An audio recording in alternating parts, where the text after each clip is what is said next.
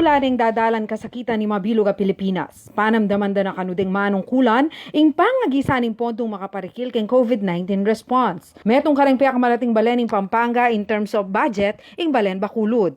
Bistaman makanini, lamo kanu makafocus pa mami ayuda king mismong kabalenan, nuni maski kareng Bacoloreño amanok nangan, kareng resettlement areas king miyaya luang balen. At imong pandagdag kanong panyaling relief goods, dinakin ng Mayor Eduardo Di Mandato ing kayang 7 bulan na sweldo, ang makaulgang kapit ng ₱1,000,000. So ako po nag-donate ng sa aking sahod ng worth 500,000 pesos.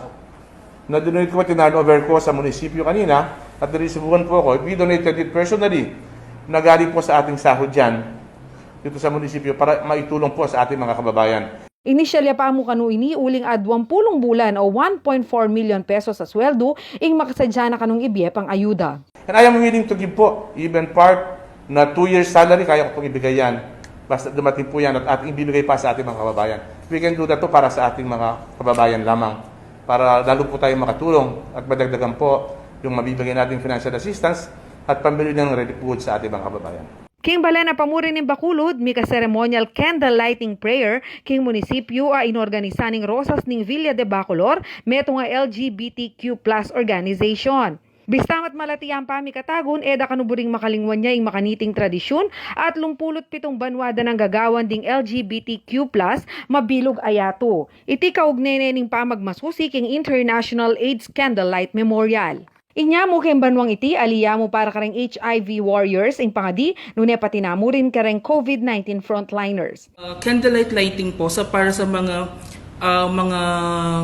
HIV warriors namin at saka para sa mga frontliners, para sa mga patient natin ng nCoV na positive, na sana maging okay na lahat sila at saka sana yung mga doctors and nurses natin maging okay yung health nila. Kaya gumagawa kami ng mga prayer para sa kanila.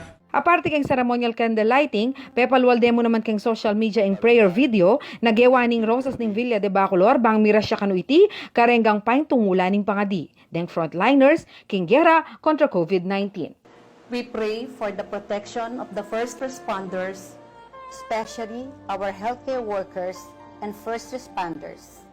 Make us a safe haven from those who have been abandoned, discriminated against, and dismissed because of their illness. But we believe that you are the answer to all this pandemic that is happening.